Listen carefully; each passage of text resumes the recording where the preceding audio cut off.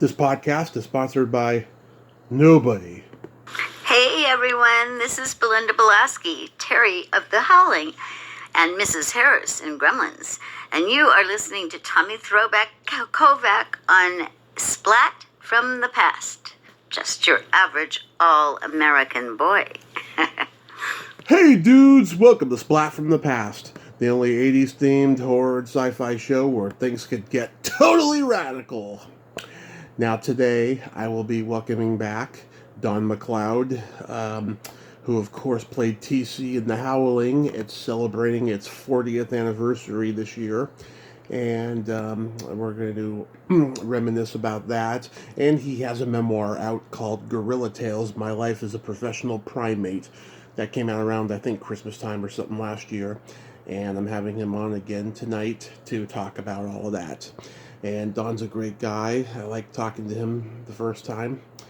And it's going to be a great conversation as Halloween October is wrapping up. We have 3 more days of shows for Halloween October until Turkey November starts.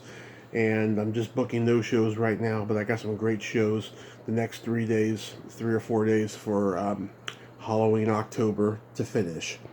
So yeah, here is my new interview with Don McLeod. Hey, Tommy. Hey, Don. Welcome back. Yeah, how you doing? I am fantastic. How are you? Hey, doing good. Doing good.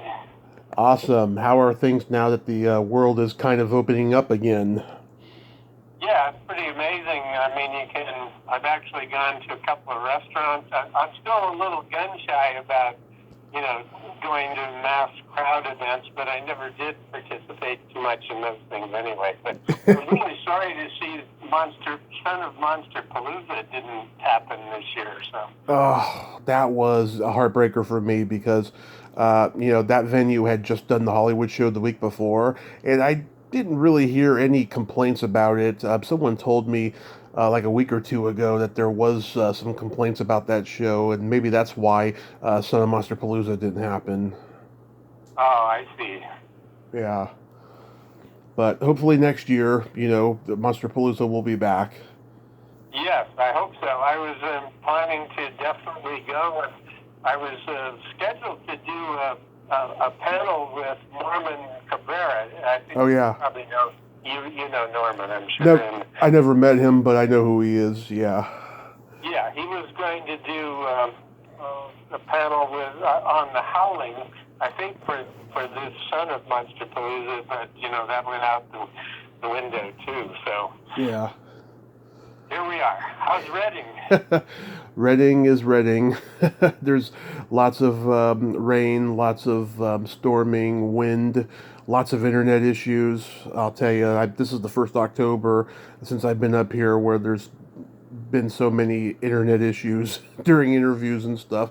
But other than that, it's fine. I mean, we have a very low death count over here during COVID. Oh, that's good. Yeah, I've been watching the weather up there, and you guys got really pounded. I grew up in, Mendocino County, somewhat? I've never been there, but I know the name, yeah. Yeah, I lived in Point Arena, which is near the city of Mendocino, historic movie site city of, east of Eden, and quite a few horror films, or at least several that were filmed there too. It's a great town, but so I still feel like I'm a Northern California guy, even though I've been in LA since the early 70s. So that's awesome. So your memoir, Gorilla Tales, My Life as a Professional Primate, has been out for a while. What made you want to write a memoir?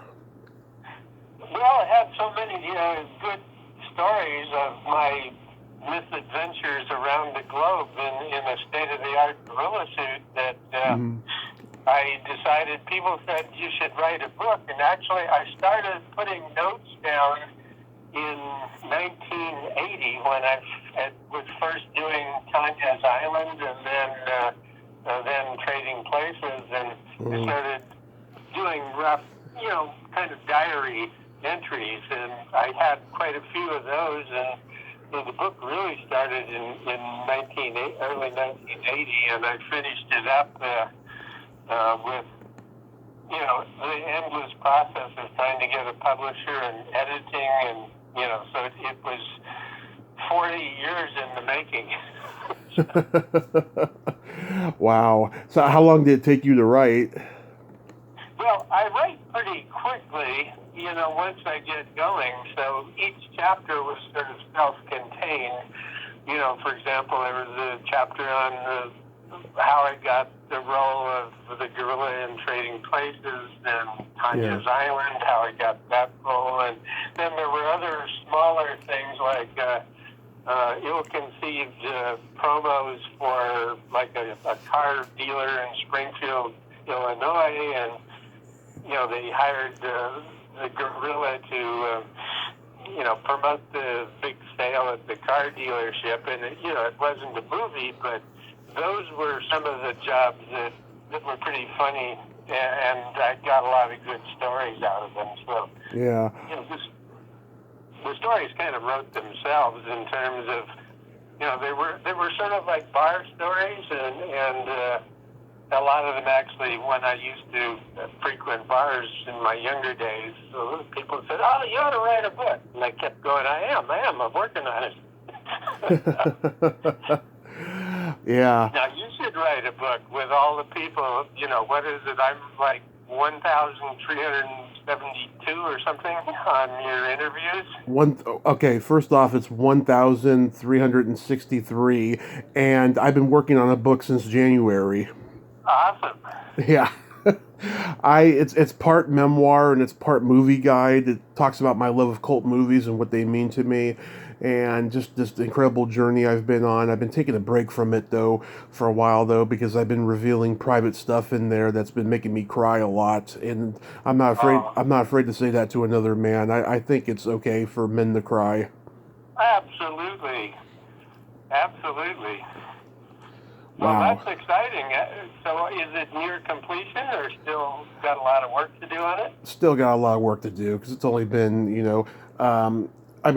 was 5 months, and I've been taking a break since summer began. So, yeah, there's plenty of time left.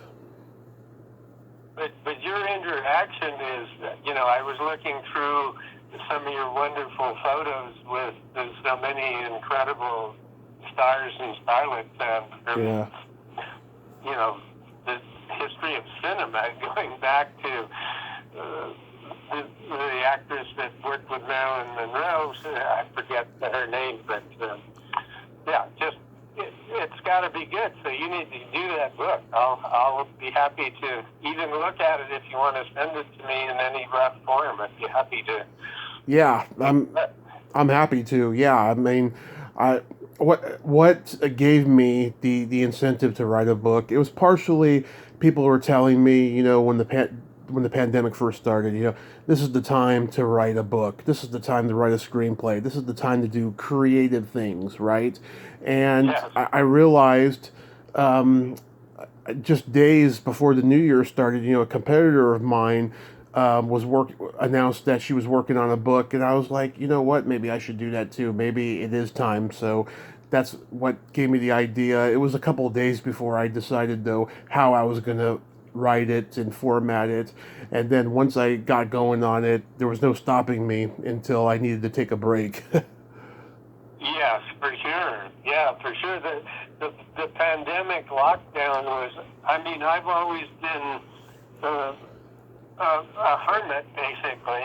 Mm-hmm. I have a big green gate with spikes on it that's locked, and even my friends can't get in unless I go out and open it. But I enjoy people, and I'm outgoing when I'm, performing or doing gigs, but my basic nature is solitude and isolation, which I'm getting really good at now that I'm older. So you kept a journal pretty much every day of your life for all these years, then?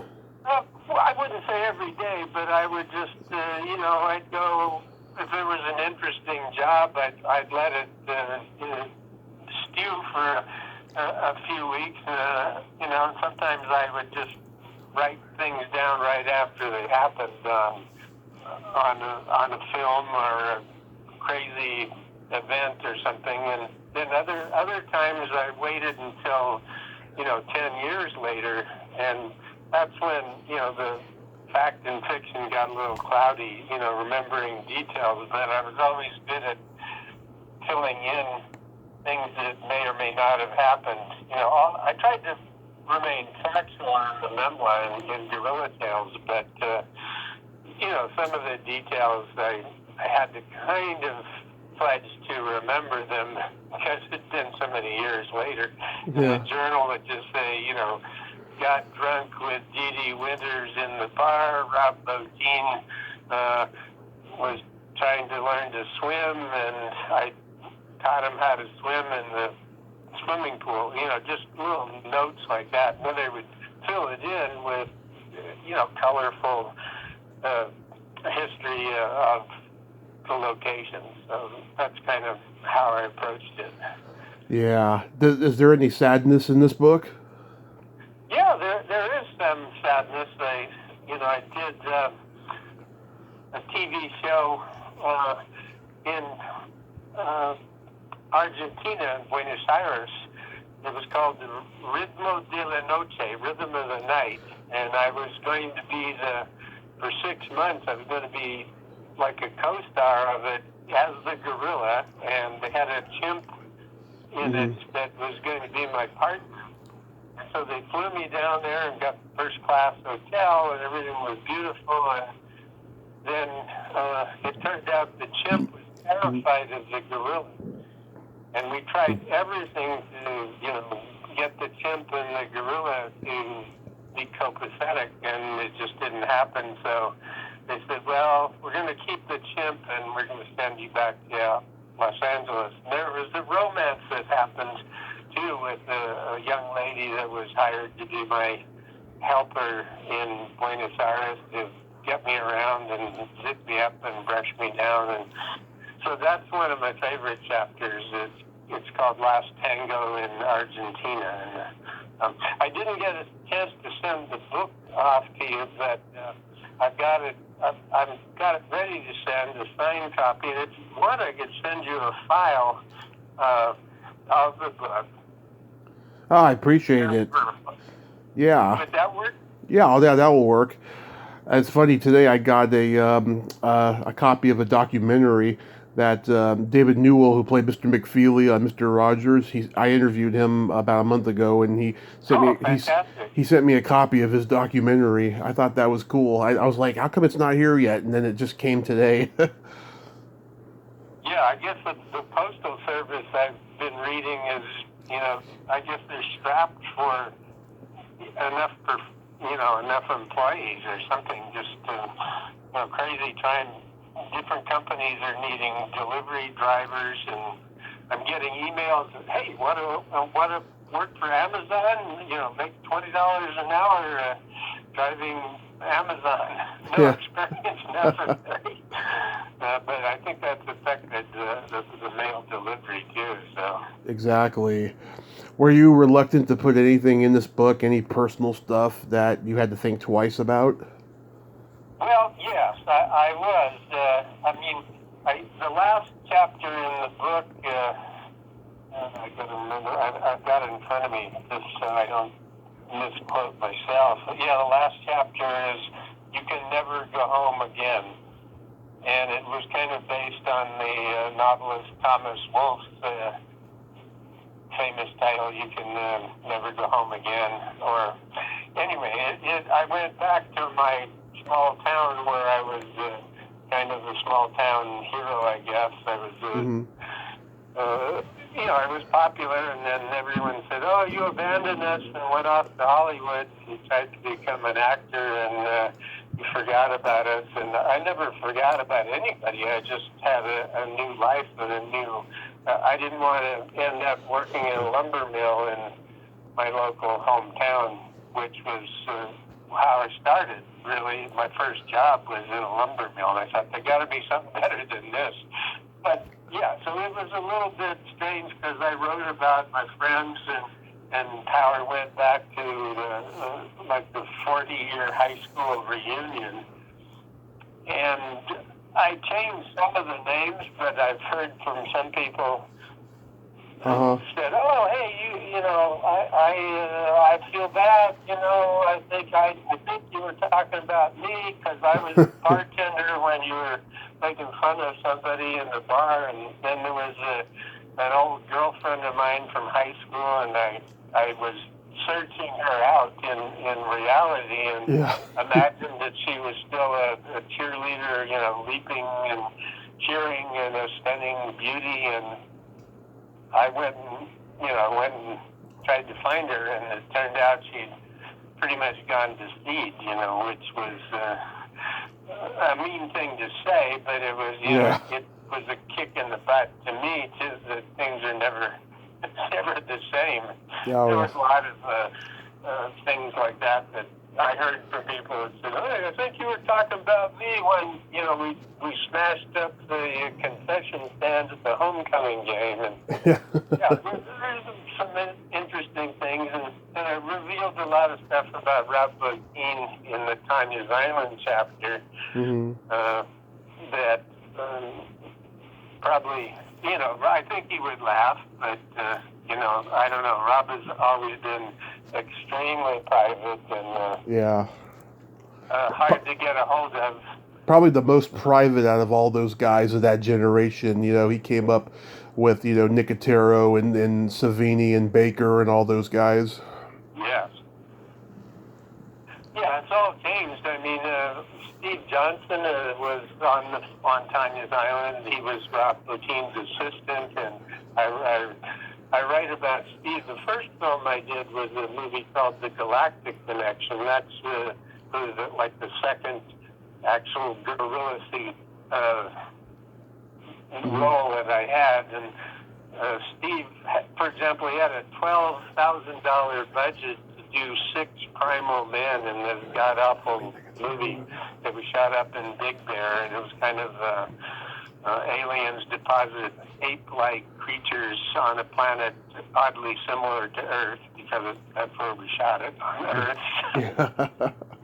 But it was, you know, we fought bears and snakes and everything in between, a trained buffalo, and it was just a disaster from beginning to end, but it gave me great material for the suit, you know, and so those were the kind of chapters that I wrote, and Steve Johnson did the whole thing. Greg Canham, who you probably are familiar with his work, was actually did the work, and then he passed it off to Steve, and poor Steve had to wrangle these 12 ape suits and or 6 ape suits and actors in them, and on almost no budget. And it was just a misadventure from beginning to end, but comical during it and comical in retrospect. And it was Steve's first movie too, and you know, he's obviously gone on to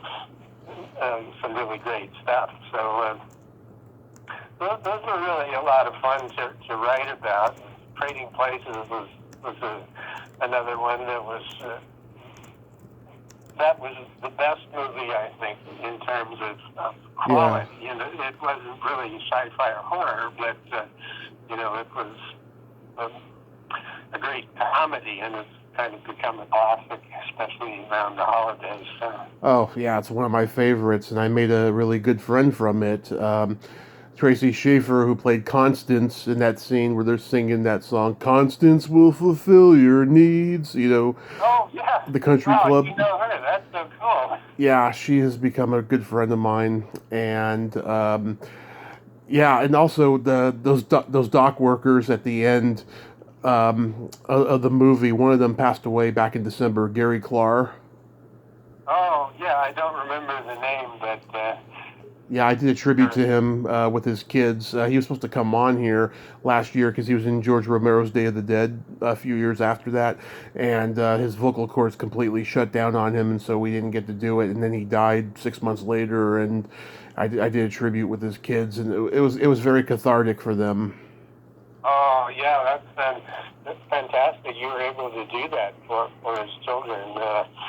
Yeah, that's the problem, getting, a little bit long in the tooth as I am. You're still a young man, but, so many of the people that are that we've all worked for or watched on film or, are gone. And the Howling there's not too many of us left. I think there's myself, Belinda Velasky, Dee Wallace, of course, and Joe Dante, of course, the wonderful director. But so many of them are gone. Slim Pickens and John Carradine and Elizabeth Brooks, who played my sister in The Howling, she died years ago, very young, in her early 30s. So.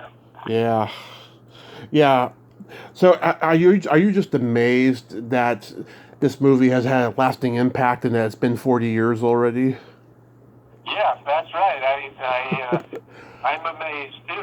I keep thinking, that was just about 10 or 12, 15 years ago, and people tapped me on the shoulder and said, Don, that was 40 years ago. Yeah. Because I'm 73, and I was whatever 73 minus 40 is. That's how I was when I did The Howling. And that was my first real role, and it was not a suit performer. I got that role because of Rob Bottin.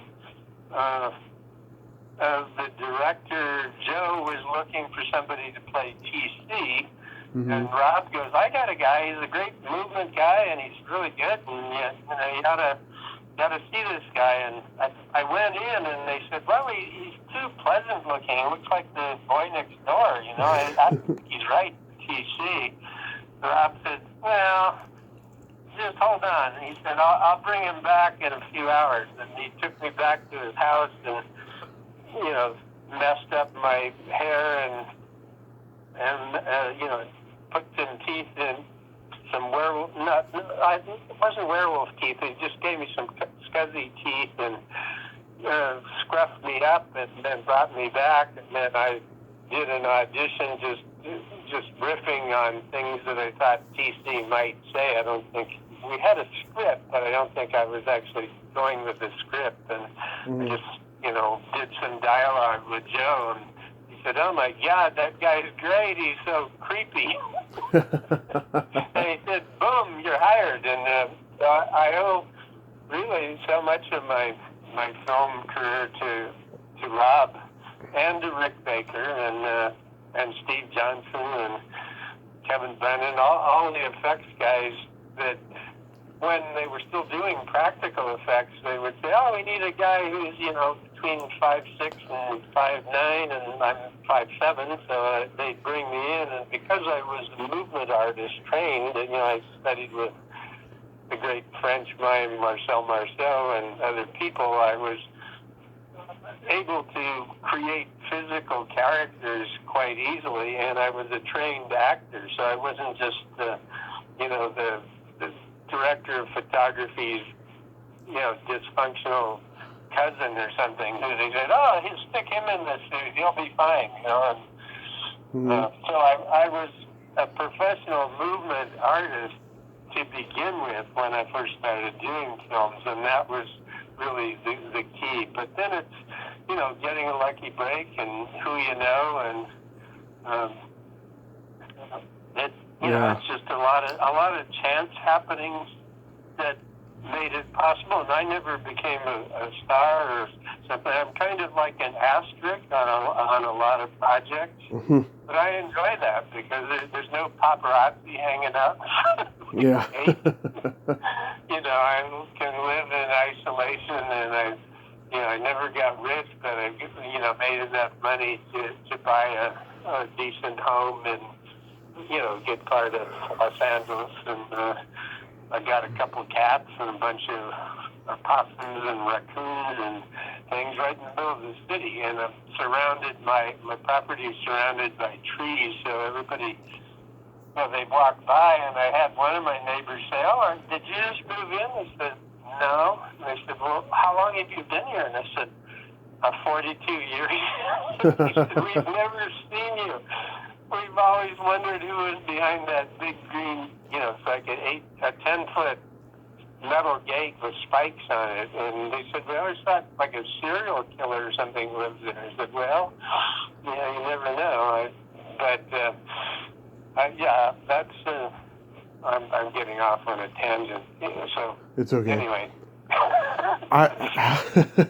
How long did it take to apply the wolf makeup on you? On the Howling? Yeah.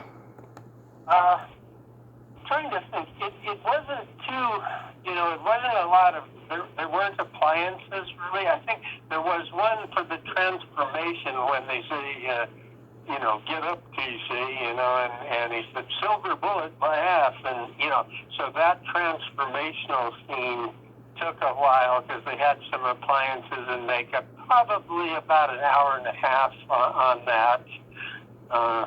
So really, it wasn't too long, and contact lens and teeth, and then a brow appliance that had bladders in it, and those were the old days when they blew through surgical tubing, and that would pulsate your temples. And I think they had a change-o head that was much like the Eddie Quist head, that Bob Picardo that was used for cutaway shots and the incredible long transformation when Eddie Quist transforms in front of Karen I forget, Belinda. It was in front of Belinda. And everybody said, why didn't she run? It was like for 5 minutes he's transforming into this horrible creature. But in retrospect, they said, well, she was so terrified she couldn't move. I said, no, that was ridiculous. But, there's little things like that are funny thinking back on it.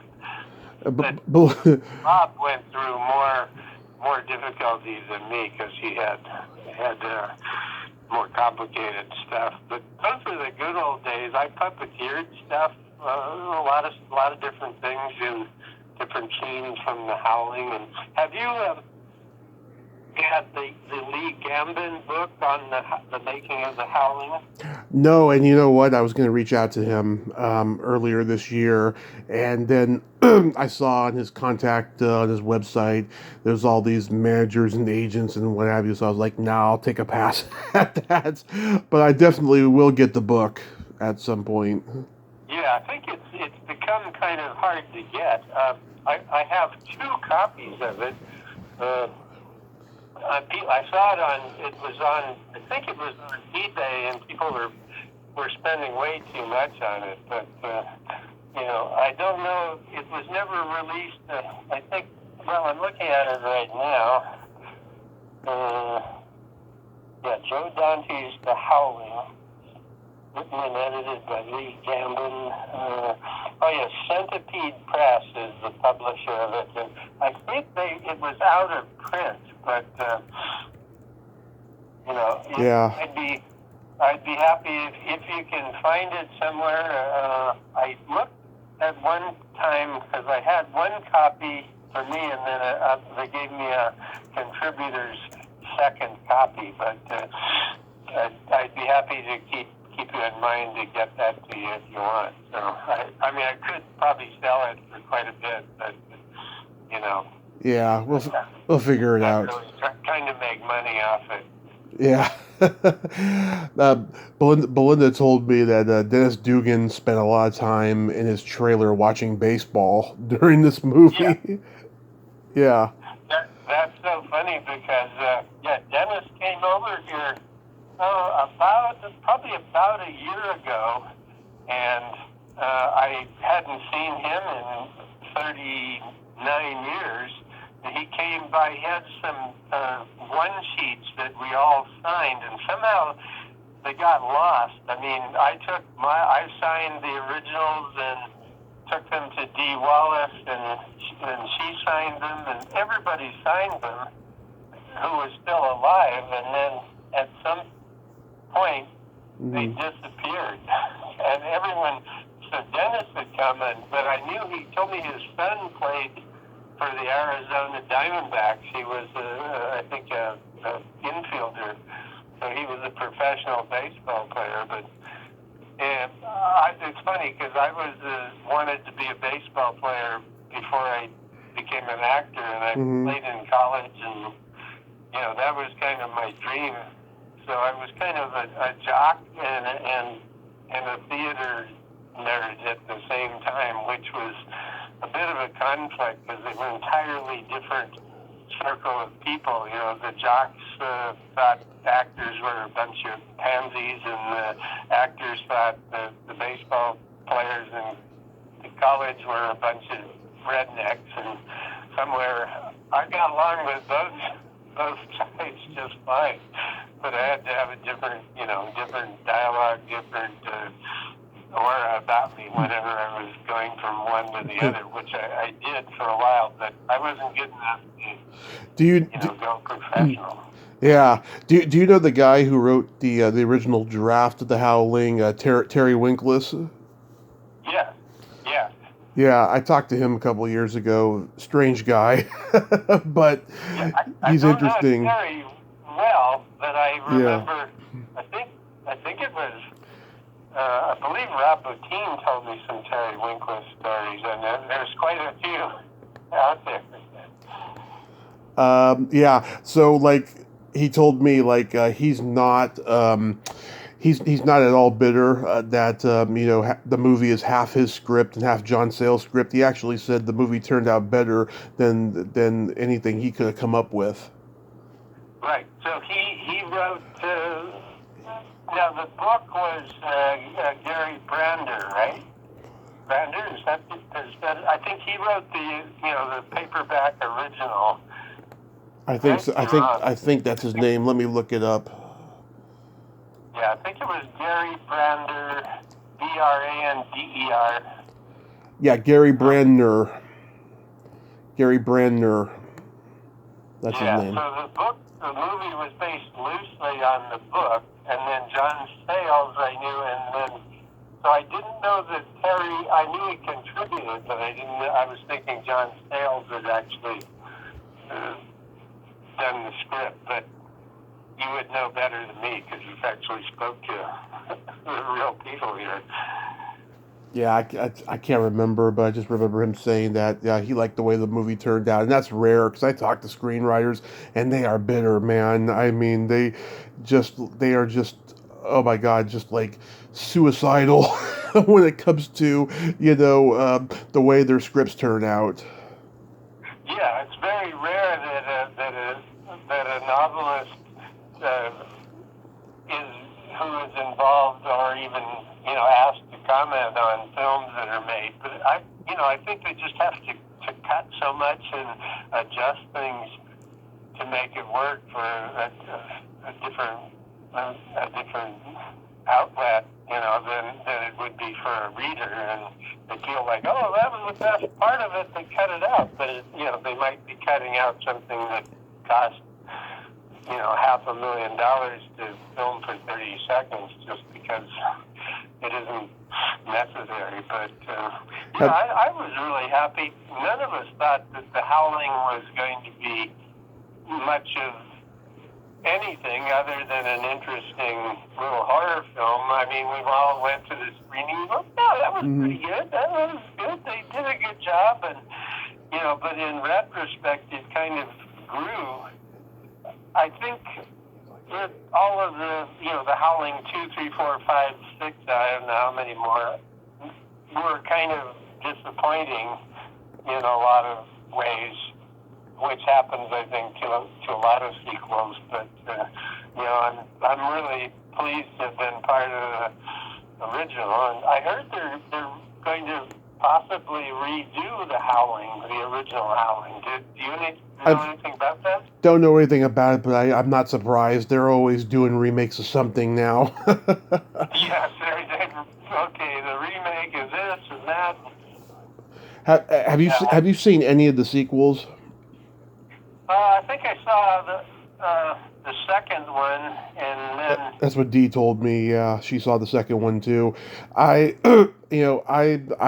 being a movie buff, I love 2 and I love 6 the most of the sequels. Those are the 2 I recommend to people. Okay, I'll have to watch 6. I didn't didn't watch any of them past 2. I think there was somewhere I was staying in some motel, like Motel Hell, somewhere when I was touring college circuit at 3 in the morning, like the Howling 5 or something was on, and oh God, I watched part of it, but it was, it was kind of goofy. But 5 is kind of like a whodunit mystery in a haunted house type of a story, I remember.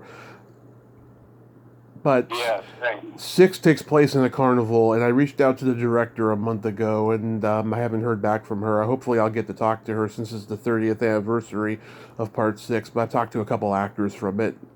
And I'll have to watch that then. That's with your recommendation, I'll definitely watch it. Yeah, it's pretty good. Did you know today's Robert Picardo's birthday? No, I didn't. Oh my God.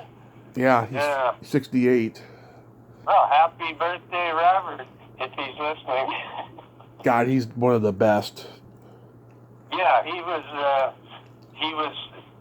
such a fine actor. I mean, he was like a well-accomplished stage actor when he did The Howling, and I think he was kind of not too sure about even doing it, and they had to talk him into it.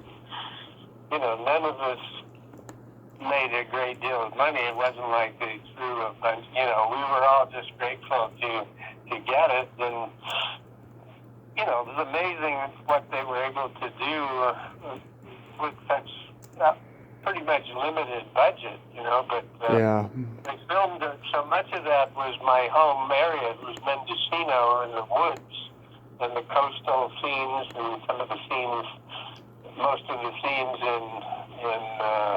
in the cabin, and all of that stuff. And so that was pretty interesting to go back to areas that I ran around as a kid in, and suddenly be back there filming this horror film. And it was. I'm really pleased that it has a long life. Yeah. Do you have any upcoming projects you're working on? Not too much. It's still because of the pandemic effect. I have my living statue company, and that was mostly we would do corporate and high-end private events, and we would do, we used to do Halloween statues that would be creepy, like faux marble statues that come to life with spider webs, and there's nothing yet that has come up. It's been real slow. I did a guest spot on American Horror Stories a couple months ago, which was I played a living statue it was season 10, Winter Kills. I don't know if you watched that show. I had seen a few of them, but I wasn't somebody who downloaded everything and knew all the plot lines or anything. But the only Winter Kills I know is the Jeff Bridges movie from 1979. Oh yes, that's right. That's a good movie. Yeah, I remember that for sure. So that was something I did recently, and then did a Jeep commercial in February of this year. And so we were, my partner and I have 2 state-of-the-art gorilla suits. One is more of a stunt suit with kind of limited there's no RC movement in the head, but we were featured in the Jeep Wrangler commercial shot up in the rocky area outside of LA called Vasquez Rocks. And so that was a nice spot, and I got a chance to work again. But between that and a couple other things that I've mostly been working on, I've got a couple other books that I'm working on too right now. The problem is I'm not really what would be considered a commercial writer. I just write what interests me, and my tastes in writers and literature and poetry are pretty obscure. So that's I'm not like a bestseller type of writer. So I'm doing promotion for Gorilla Tales. I'm going to be a featured panelist on Comic-Con in February, I'm sorry, I'm losing track of it, but November 26th, San Diego Comic-Con. So Nice. Yeah, it's a nice spot. It's called Gorilla Tales. It'll be an hour of me bloviating about my experiences, and I'll be joined by Adam Mayer, who works in my company, and he's my main go-to gorilla guy now. I still get in the suit occasionally, but Adam has done most of the work for the last 5 years, because he's a very skilled movement guy and actor, and one of my best friends. So he's going to be on the panel too, talking. But we've sent him to really crazy jobs in the gorilla suit. We sent him to Turkey, and the coup was going on in Turkey, and he survived that. And then he went to Uruguay for a job, and Mexico City for another job, and so a lot of the countries that don't have special effects and CGI capability, I mean, they have some, but they usually still need a practical effects gorilla suit with a guy in it. And so that's one thing. They still get some work, but, when Trading Places came out and American Tourister luggage smashing ape, that was my first big gorilla job. That lasted 15 years. It went on and off, and I went all over the world as the spokes-ape for American Tourister. So that I write about that in Gorilla Tales too. My misadventures in Japan and other places. That the gorilla suits are so most of them in films now are CGI. Right. So the old practical effects suits are still occasionally around, but not too much. So that's sad. It's really sad. Yeah, everybody. I think people got burned out on all of the CGI stuff. I think they're coming back to at least mixing practical effects with CGI, and they've realized that some of those spectacular effects, but it's got so good. Like the latest King Kong Island, is it? Or I forget the name of it. Right. I think that almost entirely CGI.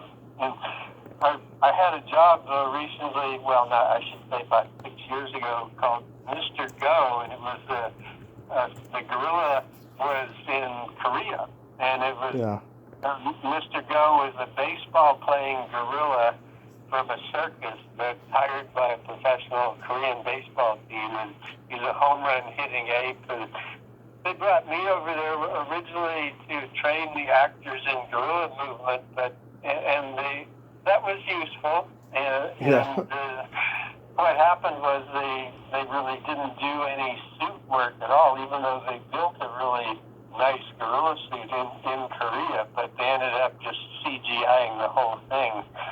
And it looks good, but it still looks like a CGI gorilla, Yeah. Yeah. Wow. Well, so Gorilla Tales, My Life as a Professional Primate, is available on Amazon. And do you have a website? My website is under construction, so if anyone wanted to get a copy, they could. My email is Don McLeod, DonMcleod @AOL.com. They could write to me, and I can tell them how to get a copy, or it's available from the publisher, who are called Headline Books, and so just go to headlinebooks.com and I think /Don McLeod, and they'll find it available there. And Amazon, under Donald McLeod, Gorilla Tales, easy to find. I think it's $20, $19.95 or something on Amazon. So if people order it from me, I can send them a personalized autograph copy of it, or I think the Headline Books have signature stickers in them, and Amazon just sends you the book. So those are the three options. I need to get my website up and going. I had a bunch of glitches with the emails to contact the author. Anyway, it's a long story, but yeah. Gotta fix it. It's broken. Well, Don, I thank you so much for coming on again. I hope the book continues doing well. And yeah, thanks. Thank you for your continued interest. I loved our last segment we did back April 2020, I believe it was. Something like that. Yeah, it was just right when COVID was starting, I remember. Yeah, that was great. It's always great to talk to you, and I'm excited to have you as my friend too, because you have such I think, well, if anybody knows somebody unique and hard to get a hold of, it's probably Tommy. So. Yeah, I know. I've been the go-to guy. I hope you have fun at the Comic-Con next year, and that your projects get off the ground as well. And have a happy Halloween. Stay safe, and happy rest of the holidays. Yes, happy Halloween to you too, and I follow you all the time on your posts and stuff. So I'm glued in to the master plan. So keep it going, Tommy. I appreciate it, Don. Thank you so much. Have a good night. You too, my friend. Take care. Okay. Bye-bye. Yeah. Ciao. Bye-bye. Ciao. Well, there you have it. Don McLeod. Ain't he a cool dude? Oh, he's such a nice guy and an interesting guy. I'm so glad we talked again. Check out his book, Gorilla Tales, My Life as a Professional Primate, and I'll definitely get a copy myself. Well, until next time, this is Tommy Throwback Kovac saying, there's no shame in living in the past, because the present sucks. Later, dudes.